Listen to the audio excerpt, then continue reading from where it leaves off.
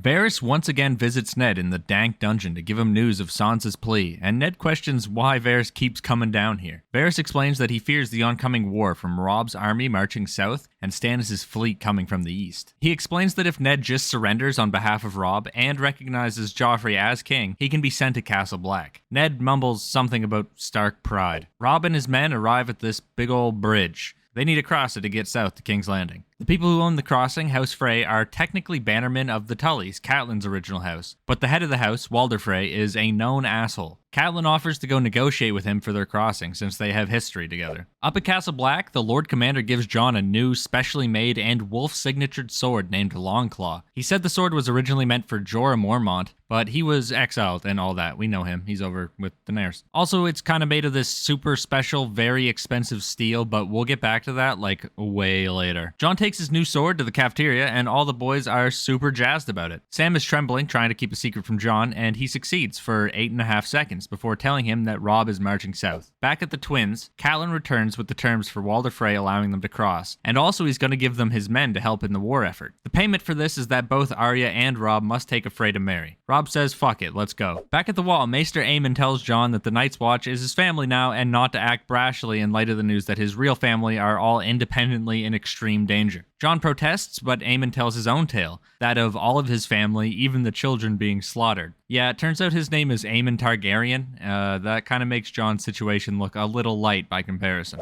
Across the sea in Essos, Drogo is dying. Like, for real, for real. Dany tries to regain control of the situation, but the whole do as I say or I'll tell Drogo you didn't shtick is wearing very thin considering Drogo is on the ground withering away before all of them. At the Lannister camp in Westeros, Tywin tells Tyrion that he must take the vanguard with the Hill tribes in the upcoming battle. Tyrion understandably does not want to be in the front lines. After Tywin shuts him down, he returns to his tent to see a lady of the night that Bronn got for him. Her name is Shae, and she asks Tyrion what he wants, and he basically wants her to play the role of wife in exchange for infinite money. She accepts. Back to the Dothraki, Drogo has gotten considerably worse in a worrisomely short amount of time. Jorah tries to tell Daenerys that it's too late for him, but she seems to believe that the Dothraki are a monarchy, and since her son is the son of Khal Drogo, he would also be Khal. She learned very little about Dothraki culture, apparently. Anyways, while Drogo is still alive and she remains the Khaleesi, she summons the Shaman Lady to try and save Drogo's life. The Shaman Lady tells Dany that she might be able to save him with magic, but there's a heavy price considering it's like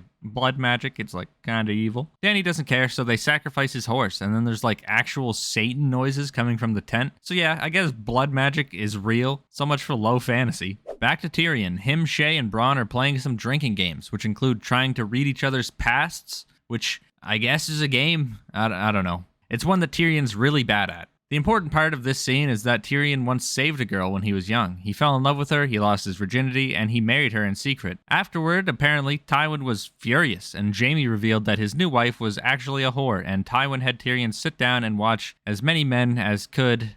Yeah, very different from the book version apparently, and maybe we'll find out in a later video how different it is. The next morning, the Lannister forces, Hill tribes included, march into battle. Tyrion is knocked the fuck out by his own squad and only awakens after the battle is already over. Team Lannister has won this fight, but Robb only sent a tenth of his forces as a distraction. The real Team Stark returned to Catelyn, having won a different battle, a more important battle, and they also took Jaime Lannister, who you might remember is the most cracked swordsman of all time, hostage. Robb feels kind of guilty about sending that tenth of his forces to their grave, and he gives a motivational speech to the rest of them about how much further they have to go in this war. In King's Landing, Arya is trying to get some food and sees everyone running in the same direction. She thinks to herself that there either has to be a pretty fucking big monster over there or something dope's going on, so she follows them. When she arrives at the Sept of Baelor, Ned is being taken out to stand trial in front of all the peasants. Ned shouts Baelor at Yoren to let him know that his daughter is over on that statue. Please don't let her see some traumatic shit right now. I can't be having that. I'm about to get my head cut off. Turns out, Ned has decided, for the sake of his family, to give up his honor and admit to the treason, and say that Joffrey is indeed the rightful king. Grand Maester Pycelle tries to afford Ned some mercy after this revelation. Finally, it's Joffrey's turn to speak, and he says that Cersei and Sansa wish for Ned to go to the Wall. Unfortunately, right after that, he immediately proclaims that women are too soft, and he demands to have Ned beheaded. Yoren shields Arya's eyes from seeing this, Sansa freaks the fuck out, and Ned looks down, peacefully accepting his fate.